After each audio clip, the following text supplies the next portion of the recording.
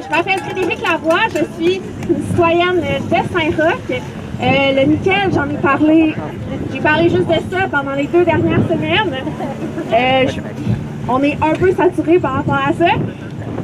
On parle du nickel comme si c'était un petit dossier de rien. On parle du nickel comme si c'était pas grave. On parle du nickel comme si, on va avoir pour la population de Limoilou de 85 000 habitants un cas de cancer sur 70 ans. On parle des gens de Limoilou comme si c'était des statistiques, ça n'a aucun sens.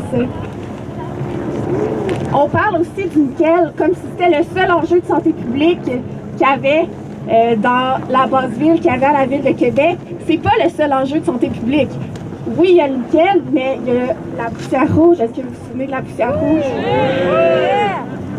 Est-ce que vous savez que la première source de pollution de l'air, c'est les transports? Est-ce que vous savez qu'on est en crise climatique? On parle du nickel comme si c'était correct, comme si on avait les moyens d'alléger encore plus nos normes, alors qu'on peut pas, là. On n'a pas les moyens de se permettre. Donc, merci d'être là aujourd'hui. Merci de vous positionner contre la nouvelle norme de nickel qui est demandée par le gouvernement, puis continuez de vous mobiliser. Merci beaucoup. On est ici aujourd'hui pour regarder du côté du Parlement, pour regarder du côté des émetteurs de pollution et pour leur dire qu'à un moment donné, hausser la norme de nickel dans l'air ambiant, c'est inacceptable. Dans un contexte où à Limoilou, ou dans les quartiers de la Basse-Ville, ou à Vanier, il y a déjà un air qui est saturé de polluants, où il y a déjà une multitude de polluants qui se côtoient, qui coexistent. Et là, en plus, évidemment, il y a du nickel et on veut ajouter plus de nickel là-dedans. Et qui plus est, on veut ajouter plus de nickel, mais sans avoir réellement considéré ou réellement évalué l'incidence que ça pourra avoir. Donc, on propose d'hausser une norme. On propose d'hausser une norme qui va s'appliquer de façon particulière à Limoilou. Mais les études qui ont été faites n'ont pas considéré la réalité des quartiers centraux de la ville de Québec.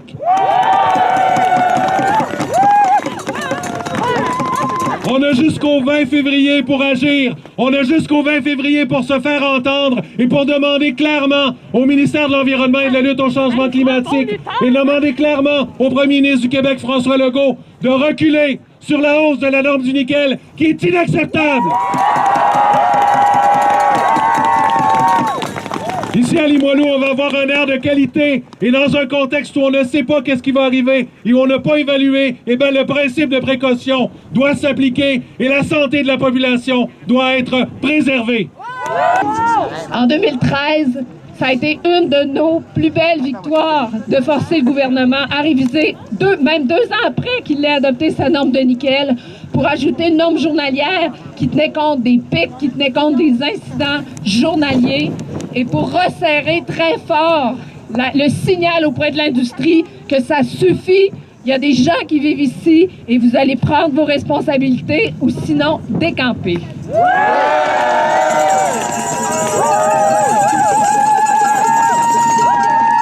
La science en 2013, c'était celle de l'EPA, celle sur laquelle s'appuie l'OMS, qui recommande 2,5 nanogrammes par mètre cube au maximum par année. C'est une science qui vise à protéger les gens et qui les tient dans une cible de risque négligeable. Aujourd'hui, on veut y substituer une science issue de l'industrie qui vise la promotion de l'industrie du nickel et qui fait passer ce risque-là de négligeable à acceptable au profit d'une industrie dont on ne voit ni les retombées ni la couleur, mais dont on subit les impacts sociaux depuis près de 40 ans. Et je vous demande humblement d'ici le 20 février de vous faire entendre, de faire du bruit de toutes les façons possibles pour rappeler aux gens qui sont juste là que marchander la vie humaine, ce n'est jamais acceptable.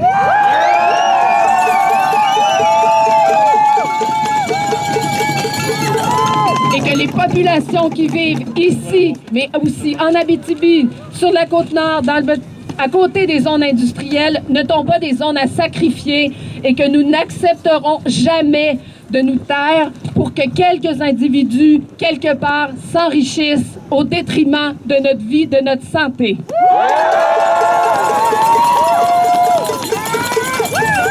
Quand j'ai commencé cette lutte, Léo était tout bébé. Il a aujourd'hui 10 ans.